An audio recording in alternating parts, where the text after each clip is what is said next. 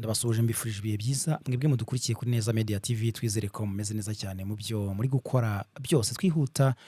Ni amakuru n'undi tugarutse kubagezaho tubabwira uko ibintu byifashe mu burasirazuba bwa Repubulika Demokarasi ya Kongo. Hari amakuru yihuta atugezaho avuga ko Colonel Kazarama Vianney Kanyamuhando yarazwi cyane muri mama 23 rwose aretse kongera kuyinjiramo nyuma yuko atarayirimo ku mpamvu zigiye zitandukanye yagiye asobanura. Uyu mugabo rero akaba asanzwe undi ashinzwe ubukangurambaga bwa mama 23.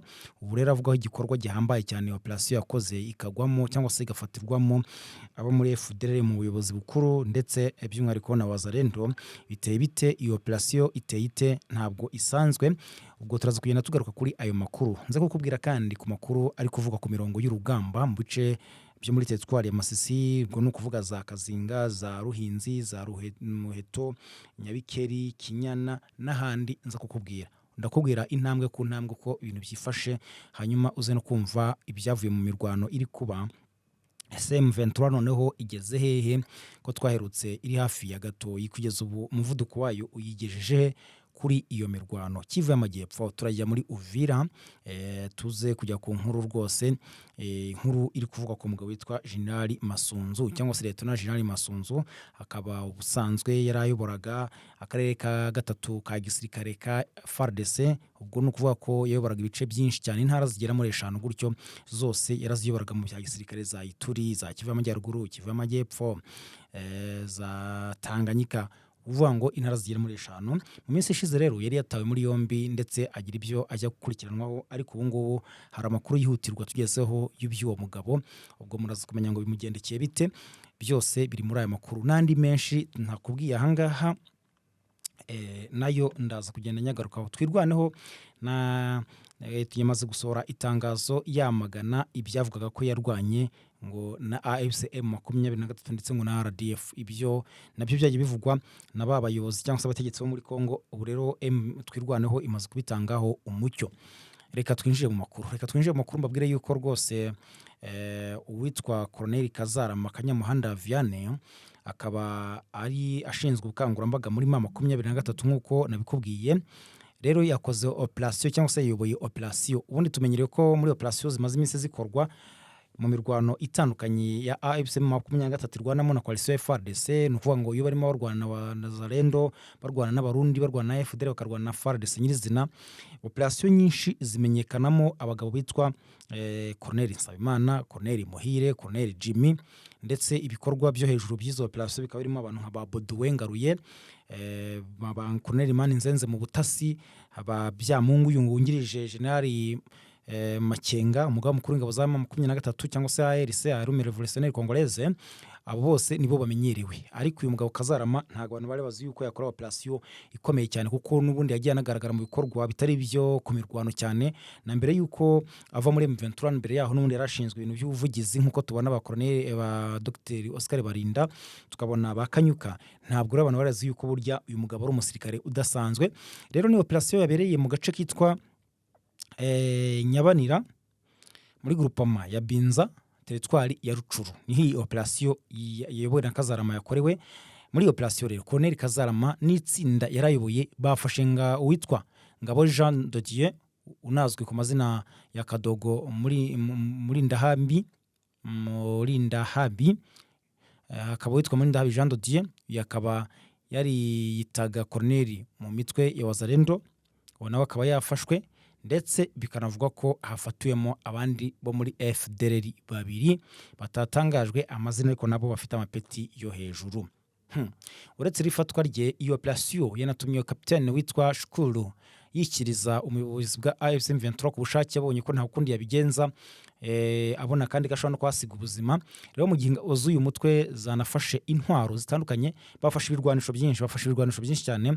Bivuga ko bafashe intwaro imbunda zirimo za machine gun, za 12 izuzi zose inyinshi, usibye drone bagiye bazifatira muri operation yakozwe igambiriye Wazalendo na FDLR ahangaha muri Rucuru. Rero amakuru yatangajwe n'ubuyobozi bwa AFCM 23 aravuga ko imbunda zafashwe zirimo inini yo mu bwoko bwa PKM, hakaba ibisasu bibiri bya RGP, RPG7 ndetse n'imbunda zirindwi zo mu bwoko bwa SMG submachine gun nk'uko bazita nyine. Hanyuma rero ibingibi rwose bikaba byabaye mu ijoro ryakeye nibwo Colonel Kazarama yashyikirije bariya barwanyi ubuyobozi bwa teritwari ya Rucuru, aho bakiriwe n'umuyobozi w'iyo teritwari akaba yitwa Ephraim Kabasha cyangwa se Kabasha yashyizweho na AFCM 23 nyuma yo kubata muri yombi cyangwa se kubafata mpiri. Rero uyu Kabasha yashimiye ibikorwa by'ingabo za AFCM 23 by'umwihariko nyine Colonel Kazarama, avuga ko ifatwa rya Ngabo Jean de Dieu Muzalendo ndetse no kwishyikiriza M23 kwa Kapiteni Shukuru ari intambwe ikomeye cyane nziza ku rugamba rwo kugarura umutekano muri Binza no mu bice biyikikije. Ati rwose turashimira ingabo zacu ku kazi keza zakoze. Buhoro buhoro tuzagenzura neza ikibazo cy'umutekano muri groupement ya Binza kandi amahoro wagaruke burundu ku nyungu z'abaturage bose.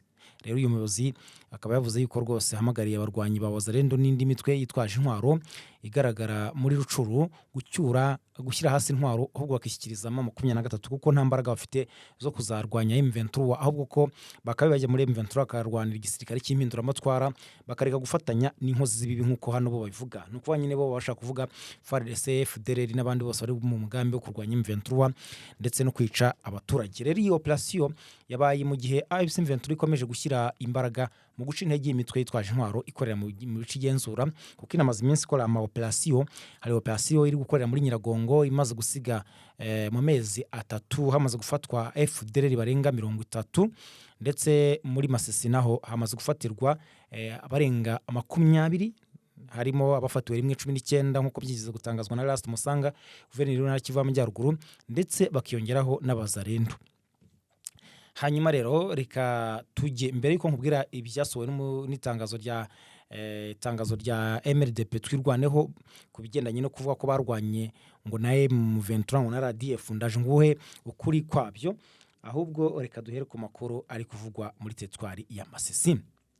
Amasasu yongeye kumvikana mu bice birimo Kazinga, Nkokwe, Gatoyi, Kinyana, Ruvumbi, kwa Rusake, Ruhinzi, Muheto, Nyabikeri, aho hose hari kumvikana umuriro w'amasasu. N'ubu ngo tubabwira aya makuru bivuze ngo M23 yongeye gukora operation zo guhangana n'ibitero biri kwigabwaho cyangwa se ibitero byongeye kubyutswa n'uruhande rwa coalition ya FARDC. Barashaka ko M23 iva mu bice yagiye ifata byose muri teritwari ya Masisi, ndetse n'ibitarafata bakaba bayihagarika kuko barabona umuvuduko wa M23 iriho ari uwo kugufata Gatoyi uko byagenda kose, kandi ko hari amahirwe menshi kuri yo cyangwa se ibyago byinshi kuri FARDC n'abambari babo. Nta mbaraga nyinshi bagifite kuko imbaraga bakoreshaga cyane cyane muri Masisi zaturukaga kuri drone, bagabaga ibitero yego byo hasi ariko bakanakoresha cyane cyane amadrone, nyamara M23 nyine afite amadrone menshi birumvikana. Ubyo rero M23 mu kubica intege cyangwa se guhagarika icyo gikorwa yahise rwose isenya ikoranabuhanga ry'ikirere cyangwa se ibijyanye byose n'ikirere no guhaguruka kw'indege, yahise birasaho hariya Bangoka, Kisangani. biba birarangiye ku buryo batangiye no kugerageza uburyo bwo kujya bakoresha iziturutse za Karemi, basanga nabwo ntabwo byoroshye na gatoya kuko izo nzira nyinshi baturukamo M23 irazifite, izindi yarazifunze. Rero bimera nkaho urugamba rubabereye rubi. Kugeza ubu bari kugenda bahanyanyaza, ariko abarundi bahashiriye cyane, ndetse rwose no muri iyi mirwano biravugwa ko hamaze hafashwa abarundi 64 muri ibyo bice byose nkubwiye biri kuberamo imirwano bigera mu duce 1 2 3 4 5 6 7 8 9. Aho ngaho hose hagiye hafatwa umurundi buri gace hagiye hafatirwamo abarundi kugeza ubwo bageze muri 64 nk'uko amakuru aturuka ku mirongo y'urugamba abigaragaza. Urumva rero ko ibintu toroheye coalition ya FARDC nguko rero ko bimeze. Hanyuma muri Kivu y'Amajyepfo hongeye kugabwa ibitero Imikenke kandi bikoresheje drone, ndetse M23 isenasora itangazo ryihutirwa ubu ngubu rwose ugiye kuri X cyangwa se ku rubuga rwabo ari Twitter ya M23 wahasanga itangazo ryashyizweho umukono na Lawrence Kanyuka.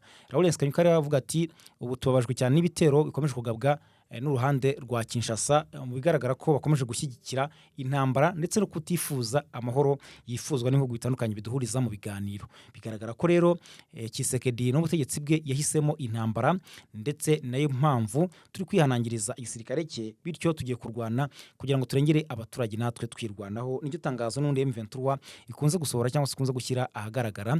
Bavuze ko rero ngo ibitero biri kugabwa ku baturage biri kugira ingaruka cyane, imikenge biri gukoreshwamo drone zirimo za KT1, KT6, izo zose rikaba ziri gukoreshwa n'igisirikare cya leta Congo FARDC, kandi bigasiga hapfuye abaturage ndetse abandi bakava mu byabo, ndetse bakabura n'ubwisanzure bwo kuba bakora ibibateza imbere. Ntabwo wakumva ama drone iri kukuduhirira hejuru umunsi ku munsi ngo ujye kubasha gufata isuka ngo ujye guhinga, ujye kubasha gufata inkoni ujye kuragira inka, cyane ko nazo bari kuzinyaga cyangwa se izindi bakazirasa bakazisiga ku gasozi bazitwitse. Rero byose bikaba ari ibikorwa bibi cyane M23 iri kugenda yamagana. Hanyuma itangazo rindi nahita twerekezaho nuko kugeza ubu ngubu itangazo rwose ryasohowe na Twirwaneho MRDP. Twirwaneho ikaba iri mu ihuriro na M23, bityo bagakora nyine ihuriro ryitwa AFC cyangwa se Alliance Fleuve Congo. Alliance Fleuve Congo rwose uyu mutwe washinzwe cyangwa se ihuriro ryashinzwe n'uwitwa Corneille Nangaa arishingiye muri Kenya. Niyo mpamvu narigise ngo ni Alliance Fleuve Congo, kuko Fleuve Congo ubundi ni umugezi nyine wa Congo. Ubundi urugizi rwa Congo ni umugezi ugerwaho n'ibice hafi ya byose cyangwa se ntara hafi ya zose zo muri Repubulika Demokarasi ya Congo. Rero akaba yarasobanuye ko kuba uko uwo mugezi uhuje abanyekongo bose cyangwa se ibice byose, ni nako iri huriro rikwiye ko rihuza abaturage bo muri Repubulika Demokarasi ya Congo. Niho yakuye inkomoko yitwa AFC cyangwa se Alliance Fleuve Congo. Nuko rero uyu mutwe Twirwaneho yahakanye amakuru, yivuye inyuma amakuru amaze iminsi acicikana acarashara ku mbuga nkoranyambaga. Ni amakuru yavugaga ko mu Minembwe ngo habereye imirwano yahuje ingabo za RDF, ingabo z'u Rwanda, abarwanyi ba AFC M23 ndetse n'umutwe wa Twirwaneho ukora mu misozi miremire y'Umurenge. Rero mu itangazo yashyize hanze kuri itariki 7 z'ukwezi kwa gatandatu 2026, Twirwaneho yavuze ko ayo makuru ari ibinyoma byambaye ubusa, kandi ko ibi binyoma bitakwiye kuba bitangaza abantu, kuko ngo ni ibinyoma byateguwe n'ubutegetsi bwa Kinshasa. Impamvu nyamukuru ngo bari kwitegura ibyo bikorwa cyangwa se ibyo bihuha ni ukugira ngo bayobye uburari ku bibazo by'umutekano n'ibitero bikomeje kugabwa ku baturage bo muri Minembwe bya drone by'umwihariko. Kuko Twirwaneho avuga ko nta munsi bwira hatabaye ibitero cyangwa se hatagabwa ibitero bya drone bya FARDC. Bageze n'ubwo bigaba ngo mu bitaro, nk'ubyo bamaze kugaba mu yahitwa imikenke, muzi ko bagabye igitero cya drone mu bitaro rwagati, ndetse abari bahari bagapfa n'abandi bahaturiye. Rero mu itangazo bashyize hanze rwose baramagana ibibavuga ko ari ibinyoma kubera ibyaha byabo bagamije kuyobya uburari. Rero uyu mutwe kandi watangaje ko mu minsi ishize hari ibikorwa byo gukwirakwiza amakuru avuga ko habaye imirwano hagati y'ingabo zifatwa nk'iza RDF na M23 ndetse na Twirwaneho, ariko bashimangira ko nta na kimwe muri ibyo kigeze kiba, cyane ko rwose nubwo Kinshasa ivuga yuko ngo u Rwanda rufite ingabo muri Congo, u Rwanda ni ibintu ruhakana kandi rukavuga ko icyo rwakoze ari ingamba z'ubwirinzi, kandi ko rwazishyizeho kubera umutwe uteje ikibazo nyine wa FDLR ukorana n'ubutegetsi bwa Kinshasa by'umwihariko mu kurwanya M23, ariko nateje icyugazi u Rwanda, kuko isaha n'isaha wahungabanya umutekano w'u Rwanda. Bityo u Rwanda rukwiye kuba maso rugashyiraho ingamba z'ubwirinzi, ari mpamvu nyine rutanazikuraho mu gihe cyose uyu mutwe waba ukiri hariya mu butaka bwa Repubulika Demokarasi ya Kongo ndetse no hafi y'imipaka y'u Rwanda.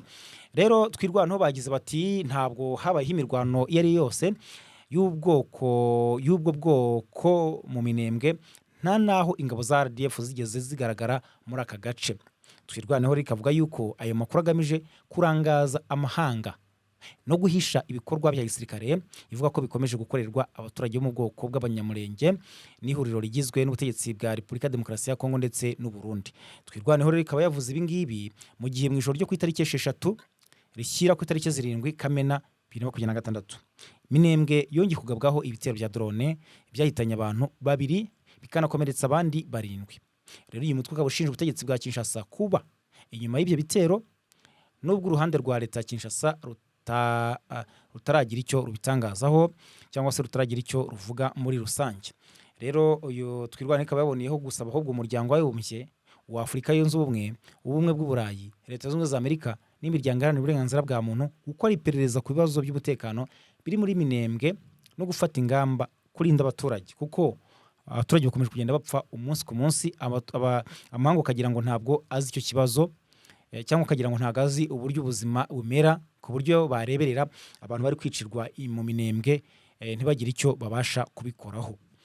Rero reka tujye ku yandi makuru avuga ko rwose ihuriro AFC M23 ryashyizeho abayobozi bashya b'umujyi wa Bukavu, abakomine ndetse n'abateritwari zigera kuri 5 muri aka gace mu ntara Kivu y'Amajyepfo.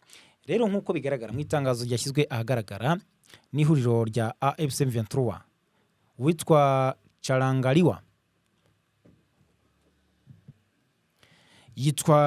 Changaliwa Mulondani Nicola yagizwe meya w'umujyi wa Bukavu, naho Madamu Nyota Luwonda Celine agirwa meya wungirije wa Bukavu.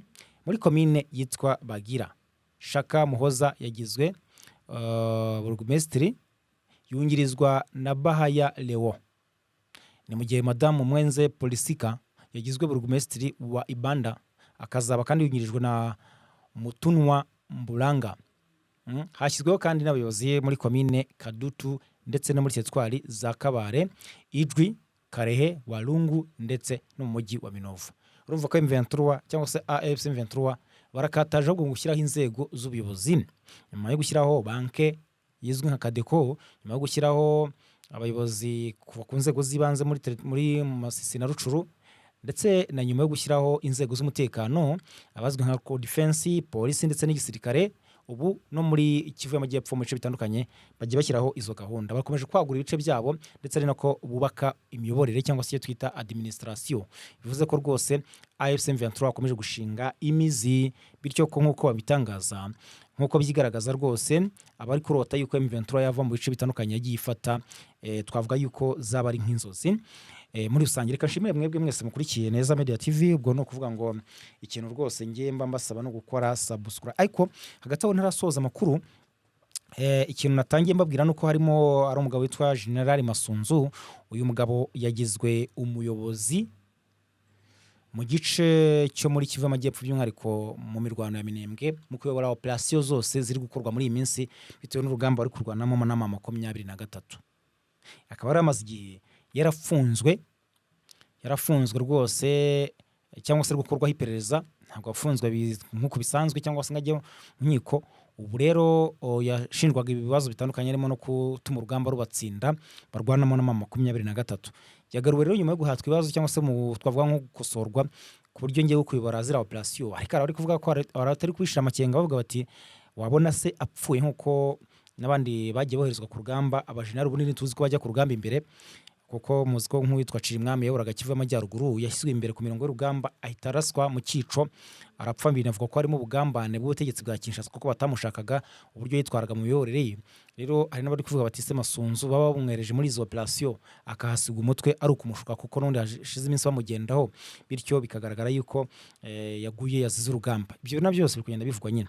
Ubwo rero niwe ugiye kwibara zira operation za hariya Minembwe, Point Zero cyangwa se Plaine de la Ruzizi, hafi ya Uvira, za Mwenga, za Baraka, Walungu, hose niwe ugiye kuba ayobora ibyo bikorwa.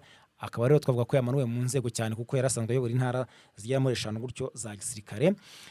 Uko ibintu byifasha hagati aho, Uvira bari kurasana, Wazalendo n'abahibu 3 bahasize umutwe. Ni kwa gusubiranamo kwabo nyine bapfa. Wazalendo banze kuva mu mujyi, Wazalendo barashweho. Byo nyine ni gutyo amakimbirane ahora muri FARDC na Wazalendo. Reka nshimire mwebwe mwese mudukurikiye, mukomeze kugira ibihe byiza, mukora subscribe, mukanda like, mukanda share. Rero mukomeze kugira ibihe byiza rwose, amakuru yacu akomeze kugenda bageraho 5 kuri 5.